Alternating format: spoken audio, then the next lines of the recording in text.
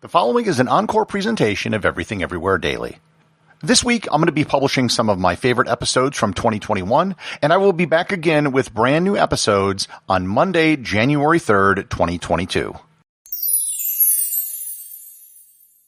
If I was to ask you what the wealthiest royal family in Europe was, your first guess would probably be the British royal family.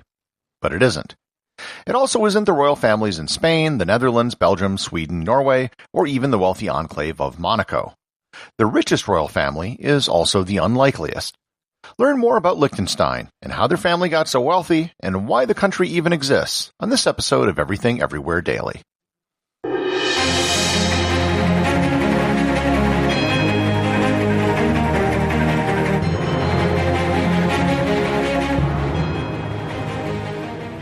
This episode is sponsored by Marketing the Messiah.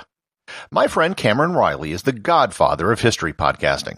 I've been listening to his podcast ever since 2006 when he launched the landmark Napoleon Bonaparte podcast. However, in addition to being a podcaster, he's also an author and a documentary filmmaker. In his recent film, Marketing the Messiah, he speaks with scholars of early Christianity from around the world who explain how an itinerant preacher from Judea founded a global religion that has lasted over 2,000 years. Marketing the Messiah is now available to view on Amazon Prime, or you can stream it at deepdivedocumentaries.com. Once again, watch Marketing the Messiah on Amazon Prime or at deepdivedocumentaries.com. I'm guessing that most of you listening to this have heard of Liechtenstein, but I'd also guess that most of you have never been there. It's a tiny country, one of the smallest in the world, sandwiched between Switzerland and Austria. It is one of only 2 countries in the world that are doubly landlocked. In other words, it's surrounded by countries that are also landlocked themselves. The other one is Uzbekistan. I remember hiking up in the Swiss Alps in the Sardona region once, and my guide pointed down in the valley and said, "You can see Liechtenstein from here." And by that, he didn't mean we could see Liechtenstein territory from where we were. He meant we could literally see the entire country from our vantage point. Liechtenstein is only about 15 miles north to south and 5 miles across east to west, and it has a population of about 39,000 people. As with many of the microstates in Europe, it has origins that go back before the wave of national unification which happened in the 18th and 19th centuries. Prior to then, Europe was a patchwork of kingdoms, duchies, and principalities. Liechtenstein, the country, takes its name from the Liechtenstein family. Their origins date back about 900 years to eastern Austria. The family got their name from the Liechtenstein Castle, which is still owned by the family and is located near Vienna. It was built in the 12th century and then destroyed twice in 1529 and 1683, but was rebuilt by the family in 1884. The land which is today the country of Liechtenstein was mostly originally the county of Vaduz, which makes up the lower 2/3 of the modern state. Vaduz today is the capital of Liechtenstein. In the 17th century, there were a series of witch trials that took place in Vaduz known as the Liechtenstein witch trials. There was a series of trials from 1648 to 1651, and another series that took place from 1679 to 1682. In each set of witch trials, about 100 people were executed. In reality, the then ruler of Vaduz was heavily in debt, and everyone executed, surprise, had their assets taken by the state. In 1719, Holy Roman Emperor Charles VI decreed that the county of Vaduz and the lordship of Schellenberg would be combined into the Principality of Liechtenstein, named after Anton Florian of Liechtenstein, one of his principal servants. It was also formally integrated into the Holy Roman Empire. At no point in the first 100 years of the Principality of Liechtenstein did the Prince of Liechtenstein ever actually set foot in the territory. Okay, so fun history lesson.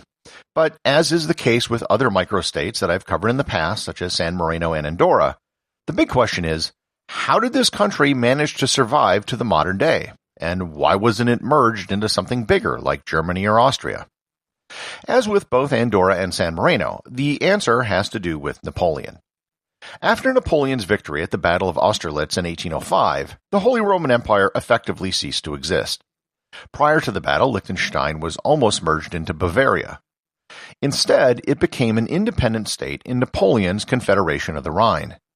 After the fall of Napoleon, they joined the German Confederation until 1866, and then became closely allied with the Austrian Empire until World War I. Technically, they were neutral in World War I, but they were embargoed by the Allies due to their close ties with Austria. After World War I, they shifted their attention to Switzerland, which then became their primary benefactor. Just before World War II, the Prince of Liechtenstein, for the first time in over 200 years since the principality was established, finally took up residence in the country. During the Second World War, Liechtenstein was officially neutral along with Switzerland, and during this time they took all of the assets they could from other family holdings in Europe and brought them back to the country. After World War II, most of the lands owned by the family in Poland and Czechoslovakia were seized by the communist governments there, and more on that in a bit. Post-World War II, the country found itself in extremely bad shape financially. The Liechtenstein family resorted to selling off the family's art collection to raise money. In 1967, they sold one of the few remaining paintings by Leonardo da Vinci, the Ginevra da Benci. It was sold to the National Gallery of Art in the United States for $5 million, which was at the time a record price for a painting. Liechtenstein was the last country in Europe to allow women the right to vote. In 1984, there was a referendum on the subject, with only men voting in the referendum, and it passed with only 51% of the vote. Today, the country is a monarchy with an elected parliament. While the prince is the head of state, he has more power than most monarchs in Europe. In 2003, the country, by a two-thirds vote, passed a new constitution that granted more powers to the prince, including the right to veto the parliament. These powers were reaffirmed by an even greater 76% in a referendum in 2012. Today, Liechtenstein has one of the highest standards of living in the world. The largest company in the country is Hilti, which is a manufacturer of high-end tools. They're also a tax haven, and there are more corporations registered in Liechtenstein than there are citizens. Every August 15th is the country's National Day, and they have a celebration which is unique in the world. The entire country is invited to a party which is thrown by the prince at Vaduz Castle. Drinks are available, and everyone can personally meet the prince. In 1990, Liechtenstein joined the United Nations, and in 2007 they opened their first embassy, which was to the United States.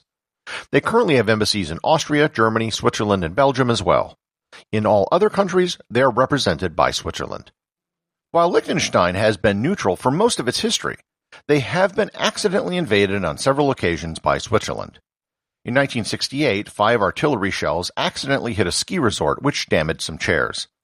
In 1976, 75 Swiss soldiers took a wrong turn and accidentally went a half-kilometer into Liechtenstein. They did the same thing in 1992 and in 2007. After the 2007 incursion, a Liechtenstein spokesperson said, quote, "It's not like they invaded with attack helicopters. No problem, these things happen." Unquote. Before I mentioned that the Liechtenstein family had their lands outside of the country confiscated after World War II. Well, by far, the largest of these holdings was in Czechoslovakia. In fact, the land they held there was 10 times larger than the entire country of Liechtenstein is today. As a result, Liechtenstein had no relations with Czechoslovakia during the Cold War. Even after Czechoslovakia ceased to exist, they refused to recognize either the Czech Republic or Slovakia until 2009, and even today they still don't recognize the seizure of the land. Today, most of the land is a UNESCO World Heritage Site known as the Lednici Velici Cultural Landscape. I actually had the pleasure of visiting this site several years ago, and in many ways it's actually more interesting than visiting Liechtenstein itself. Back in the introduction, I mentioned that the Liechtenstein family is the richest royal family in Europe, and this is true. They are actually the 6th richest royal family in the world, behind Thailand, Saudi Arabia, Brunei, Abu Dhabi, and Morocco. Their wealth primarily comes from 2 sources. The first is their extensive art collection. Even though they sold off many pieces after the war, they still have an extensive collection that is valued at close to $2 billion. The rest comes from their holdings in the LGT Group. Formerly known as the Liechtenstein Global Trust, the LGT Group offers high-end private banking and asset management. Before the 2003 constitutional referendum, Prince of Liechtenstein Hans Adam II threatened to sell the country to Bill Gates if the election didn't go his way. Given the total value of the Liechtenstein family wealth at around $4 billion, it raises the question if such a thing could even be done. Could the Prince of Liechtenstein transfer his role and title and basically sell the country to someone for a price? It would almost be trivial for a billionaire like Bill Gates or Jeff Bezos to spend a few $1 billion to buy a sovereign country. While the question of selling the country is unresolved, the question of renting it is not. In 2011, the country was available to rent for $70,000 per night and was listed on Airbnb. And this was not a joke. It was intended for corporate events. For $70,000, your company would get the streets renamed for a day, as well as accommodations for 150 people in Vaduz Castle, the keys to the country, and a wine tasting with the Prince of Liechtenstein himself. If anyone is up for it, I say we do a Kickstarter to raise the $70,000. If we can get 150 people, it would only cost us $467 per person. Sure, that's a lot for one night, but then again, when are you ever going to have an entire country to yourself? The associate producer of Everything Everywhere Daily is Thor Thomsen. If you'd like to support the show, please donate over at patreon.com. There is content only available to supporters, merchandise, and even opportunities for a show producer credit. If you know someone you think would enjoy the show, please share it with them. Also remember, if you leave a 5-star review, I'll read your review on the show.